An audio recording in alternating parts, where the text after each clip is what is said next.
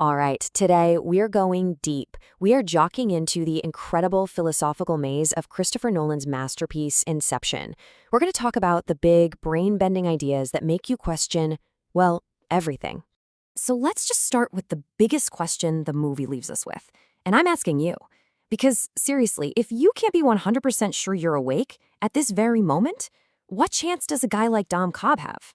This isn't some newfangled movie concept. Ages ago, a philosopher named Zhuangzi basically asked the same thing. He dreamt he was a butterfly, and when he woke up, he had no idea if he was a man who dreamt of being a butterfly or a butterfly now dreaming he was a man. Kind of gets under your skin, right? Okay, so before we even get to that final infamous shot of the spinning top, we have to wrap our heads around the movie's main rule, the fact that reality is built in layers. And I love how the film shows this. Dreams aren't up in the clouds somewhere. No, they're built down. They're these virtual levels of reality, and with each layer you descend, you're getting further and further away from what you think is the real world. So here's the real mind bender. If you can have a dream inside of another dream, then what's stopping the reality you wake up to from being just another level? This is a classic philosophical idea called skepticism. It's all about questioning the things we just assume are true. And, this whole dilemma goes way back. I'm talking all the way back to Plato's allegory of the cave. Think about it. A guy escapes a fake reality, sees the truth, and then tries to explain it to everyone still stuck inside. They'd call him crazy. Sounds an awful lot like Cobb, doesn't it? So, in Plato's story, you've got these prisoners who have been chained up their whole lives, just staring at a wall. All they've ever seen are shadows, so to them, the shadows are reality. They have no clue about the real world outside making those shadows. It's just like how a dreamer fully believes the dream is real while they're in it. But here's where Plato really blows your mind. He says, hey, what if our reality is just another set of shadows? Like, maybe our world is just an imperfect copy of some higher, perfect reality, the world of ideas. It's basically dreams within dreams, stretching all the way up into the cosmos. Okay, now let's go deeper into the movie's namesake, Inception. The act of planting an idea. And let's talk about why it's considered so powerful and so dangerous. Cobb says it perfectly. An idea isn't just a simple thought. It's like a virus, a parasite. Why? Because once it takes root in your mind, it doesn't just sit there.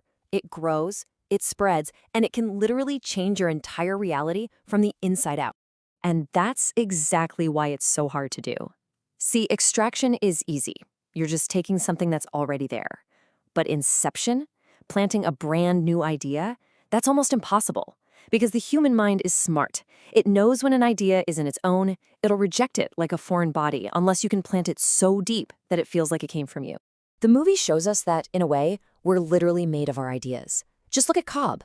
He's constantly being hunted by his projection of his dead wife, Mal, and it's because the parasite, the defining idea in his own head, is his guilt. He can't get away from her because he can't get away from himself. Which brings us to this huge philosophical choice at the heart of the movie, especially when characters get lost in limbo. The choice between a perfect, comfortable illusion and the messy, sometimes painful truth. A philosopher named Robert Nozick actually came up with a famous thought experiment for this called the experience machine. Imagine a machine you could plug into that would give you any amazing experience you wanted for the rest of your life. The catch? None of it would be real. You'd just be floating in a tank.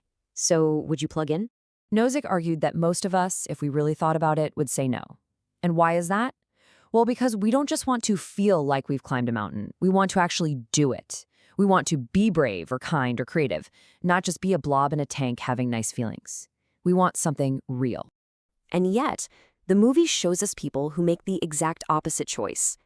Think about the old men in Yusuf's den. For them, the dream has become their reality. And the beautiful irony is that they don't go there to sleep. They say they go there to be woken up, into the world they actually prefer. And that leads us to the most tragic example, Mal.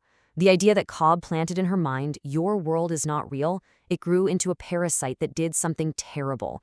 It didn't just make her choose a dream, it destroyed her belief in any reality, which is what led to her heartbreaking end.